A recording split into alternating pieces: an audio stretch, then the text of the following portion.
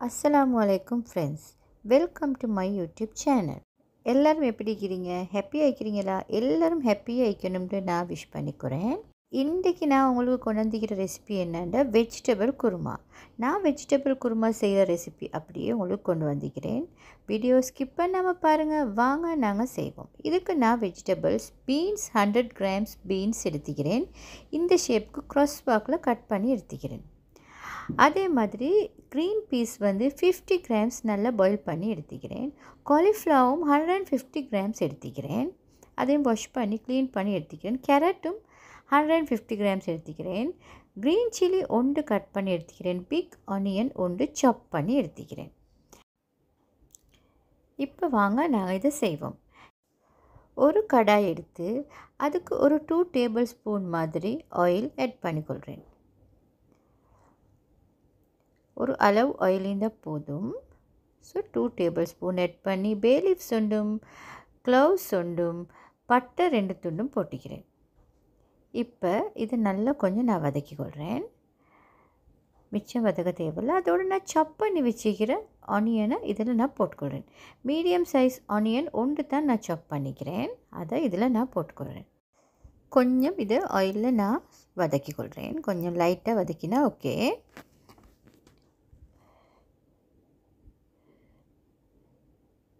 இப்போ நான் இதுக்கு ரொம்ப 2 துண்டு போட்டுக்கொள்கிறேன்.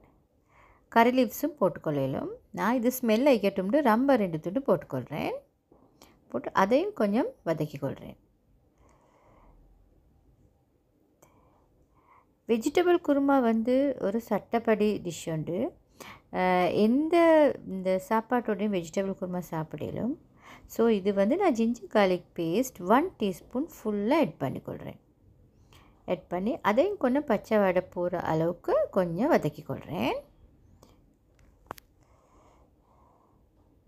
எதுக்குமே ஜிஞ்சர் கார்லிக் பேஸ்ட் ஆட் பண்ணணும். அதுதான் நல்ல ஸ்மெல் ஒன்றும் ஃப்ளேவர் ஒன்றும் தரும். இப்போ இதுக்கு நான் வந்து டர்மரிக் ஒரு 1/2 teaspoon ஆட் பண்ணிக்கொள்கிறேன். அதோடைய பெப்பர் பவுடரும் 1/2 teaspoon ஆட் பண்ணிக்கொள்கிறேன். சில்லி பவுடர் வந்து கம்மியாக தான் ஆட் பண்ணணும். ஒரு 1/2 teaspoon, அதுவும் லைட்டாக.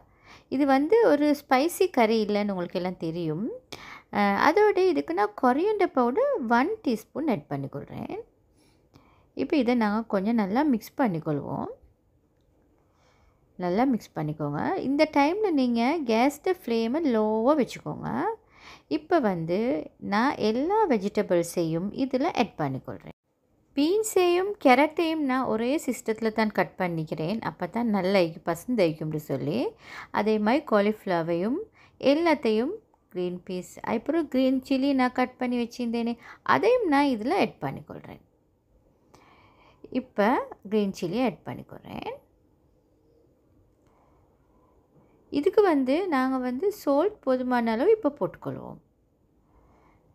அடுத்தது வந்து 1 cup வாட்டர் நான் இதுக்கு ஆட் பண்ணுறேன். இது வெஜிடபிள் நல்லா குக் ஆகணும், கேரட் எல்லாம். அது சொல்லி 1 cup வாட்டர் ஆட் பண்ணி நல்லா மிக்ஸ் பண்ணிக்கொறேன். நல்லா மிக்ஸ் பண்ணிக்கொள்ளணும். அதுக்கு பிறகு நான் வந்து லிட்டால் க்ளோஸ் பண்ணி ஒரு 5 minutes இதை நான் குக்காக வைக்க போகிறேன். இப்போ இது குக்காக காட்டி இப்போ சின்ன வேலை நாங்கள் செஞ்சுக்கொள்வோம். பிளெண்டர் ஜாருக்கு 1 cup scraped coconut போட்டுக்கொள்ளுங்க. அதோட ஒரு 7 கஜு மட்டுக்கு போட்டுக்கொள்கிறேன். அதோட வேர்க்கடலையும் ஒரு 10-15 வேர்க்கடலையும் இதுக்கு நான் ஆட் பண்ணிக்கொள்கிறேன். இப்போ 1/2 cup வாட்டர் ஆட் பண்ணிக்கொள்கிறேன்.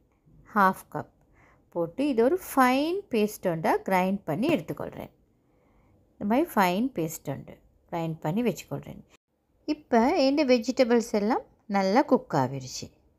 பாருங்கள், நல்லா குக்காகி வாட்டர் எல்லாம் நல்லா வற்றி வந்துக்குது. இந்த லெவலில் இந்த பதத்தில் குக்காகினா நல்லாவே போதும். இந்த டைமில் நான் வந்து இந்த கிரைண்ட் பண்ணி வச்சுக்கிற கோகோனட் மிக்சரை இதுக்கு நான் ஃபுல்லாக ஆட் பண்ணிக்கொள்கிறேன். இது வந்து வீட்டில் சின்ன பிள்ளைகள் இருந்தாலும் அவங்களும் நல்லா சாப்பிடக்கூடிய ஒரு டிஷ் உண்டு.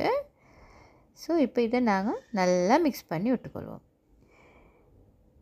இப்போ கொஞ்சம் ஃப்ளேமு கொஞ்சமாக மீடியம் ஹையில் வைங்க. வச்சு இது கொஞ்சம் கொதிக்கணும். கொதிக்க போக்குள்ள நல்லா இன்னொருக்கா மிக்ஸ் பண்ணி விட்டிங்கடா கறி ரெடி ஆகிடும். இது இப்போ லைட்டாக கொதி வந்து கொதிக்குது. இந்த டைமில் நாங்கள் இது கொஞ்சம் மிக்ஸ் பண்ணி அப்படியே இறக்கி வச்சுட்டா சரி. இது சரியான ஈஸியாக செய்யக்கூடிய ஒரு கறி உண்டு.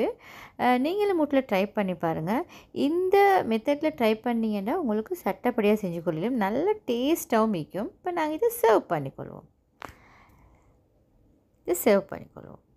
உண்மைக்குமே இது எல்லாத்தோடையுமே சாப்பிடலும். ரொட்டியோட, சப்பாத்தியோட, ரைஸோட, ஸ்ட்ரிங் ஹாப்பர்ஸோட எல்லாத்தோடையும் சாப்பிடலும்.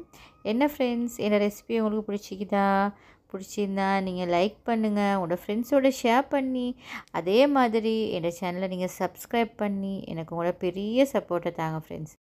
இன்னொரு சூப்பரான டிஷ்ஷோடு சந்திக்கிறேன். Bye bye. Have a nice day.